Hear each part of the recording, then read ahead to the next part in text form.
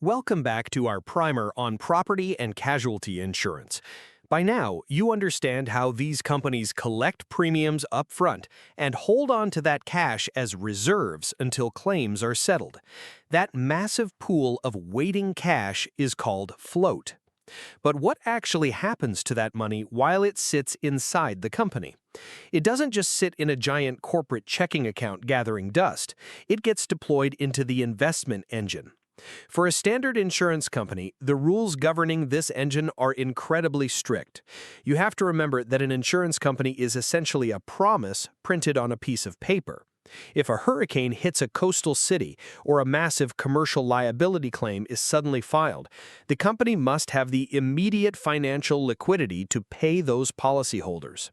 Because of this systemic risk, state insurance regulators place a heavy regulatory straitjacket on how executives can invest that float. They cannot take wild speculative risks in the stock market or dump all their cash into volatile alternative assets. The primary regulatory mandate is absolute capital preservation. Therefore, the vast majority of a traditional property and casualty portfolio is forced into fixed income securities. We are talking about highly rated corporate bonds, local municipal bonds, and secure government treasuries. If you look at the balance sheets of disciplined industry giants like Travelers or Progressive, you will see that 80 to 90% of their entire investment portfolio is locked into highly conservative, steady-yielding assets. They are actively trading high-potential equity returns for absolute downside certainty. The goal of the chief investment officer at a standard insurer is not to beat the stock market. The goal is to generate a steady, highly predictable stream of interest income that flows straight to the bottom line, quarter after quarter. This recurring interest income is the quiet secondary engine of an insurance company's overall profitability. Even if a company simply breaks even on its core underwriting, meaning they eventually pay out exactly what they took in from premiums, they can still generate billions of dollars in pure net income just from the interest earned on their massive bond portfolio. However, managing this multi-billion-dollar bond portfolio is not as simple as just buying the highest-yielding treasuries available on the open market. The investment department faces a highly complex mathematical puzzle. They have to ensure that the cash from those maturing bonds becomes available at the exact moment the claims department actually needs to write a check.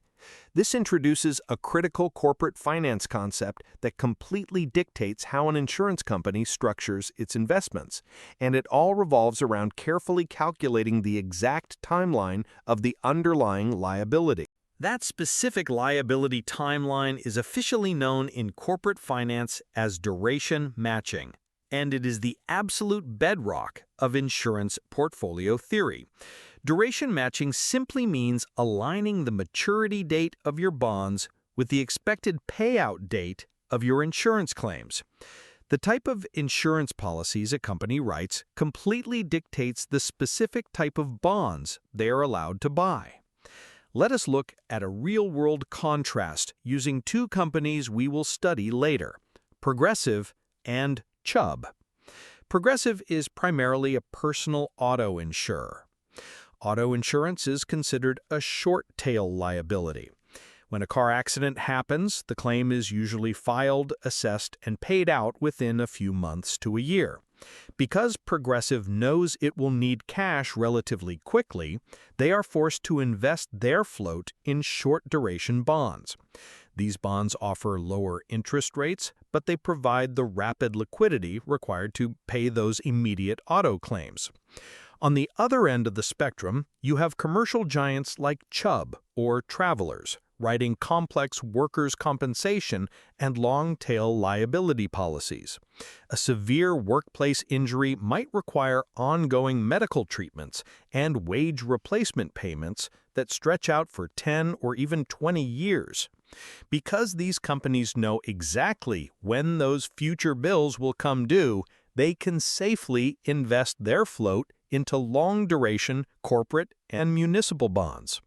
These long-term bonds generally pay a significantly higher yield which allows commercial insurers to generate substantially more investment income off the exact same amount of float. If an insurance company fails to properly match its duration, the results can severely damage their balance sheet.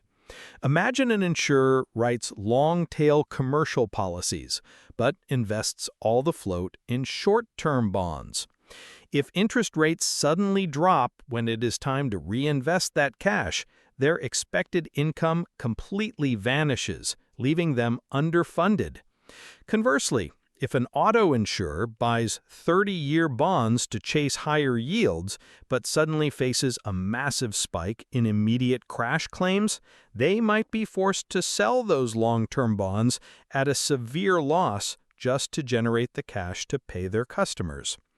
Duration matching is the invisible discipline that keeps the entire system stable. The actuaries and the investment officers must work in perfect synchronization, constantly adjusting the bond portfolio to mirror the changing realities of the claims department. It is a highly conservative, highly regulated system designed to prioritize safety above all else. But there are a very select few operators in the financial world who have figured out a mathematical strategy to bypass these strict limitations, allowing them to safely redirect a portion of their float directly into the equity markets. Accessing those markets is exactly what separates the standard insurance companies from the legendary wealth compounding machines. In the property and casualty industry, this dynamic is widely known as the Buffett Anomaly. Warren Buffett famously used the premium float from Geico and National Indemnity to buy massive long-term stakes in companies like Coca-Cola and American Express, generating equity returns that absolutely dwarfed his competitors, who were permanently stuck holding standard municipal bonds. So how does Berkshire Hathaway legally get away with this when state regulators are so incredibly strict about capital preservation? The secret lies in a critical balance sheet metric called surplus capital, which is also known as shareholder equity. Regulators strictly demand that an insurance company holds safe, highly liquid bonds to fully cover its expected claim reserves. If your total expected claims are $10 billion, the regulators want to see at least $10 billion in conservative fixed income assets sitting safely on the books. But what happens if an insurance company is incredibly disciplined, consistently generates an underwriting profit, and slowly builds up a massive pile of extra cash above and beyond what is legally required to pay claims? That extra financial cushion is the surplus. Because Buffett historically maintained an absolutely massive surplus of excess capital, the regulators knew his policyholders were completely safe no matter what economic downturn happened. This financial strength allowed him the regulatory freedom to take a large portion of his remaining float and deploy it aggressively into the stock market. When you invest float into equities rather than corporate bonds, the fundamental math of compounding changes dramatically. Instead of earning a fixed 4% yield, you are suddenly capturing the long-term earnings growth of the broader market. This is the exact same dual-engine playbook used by companies like Markel, which is often referred to by analysts as the baby Berkshire. Markel runs a highly disciplined specialty insurance operation, but because they maintain such a strong capital buffer, they are allowed to take their excess float and invest it in a focused portfolio of publicly traded stocks and privately held businesses. This unique structure creates a massive structural advantage over legacy insurers. Over a multi-decade timeline, the companies that can safely direct a portion of their float into equities will mathematically outpace the companies restricted entirely to fixed income. They are simply playing an entirely different financial game.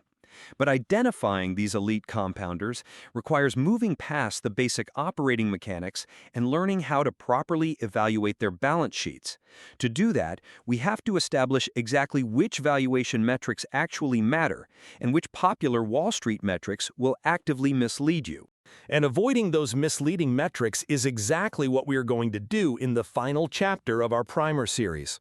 In our next video, we are going to break down the actual financial scoreboard.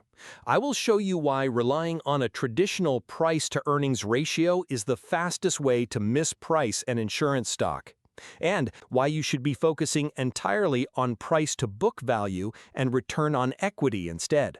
Once we establish those final mathematical frameworks, you will have the exact same analytical toolkit as a professional equity researcher.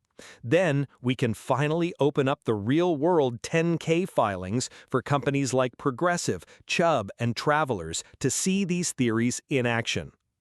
This is Start with the A's, where we analyze the public markets one industry at a time. If you are serious about understanding how capital truly flows through the financial system, make sure you hit subscribe, check out the rest of the Insurance Primer playlist, and I will see you in the next breakdown.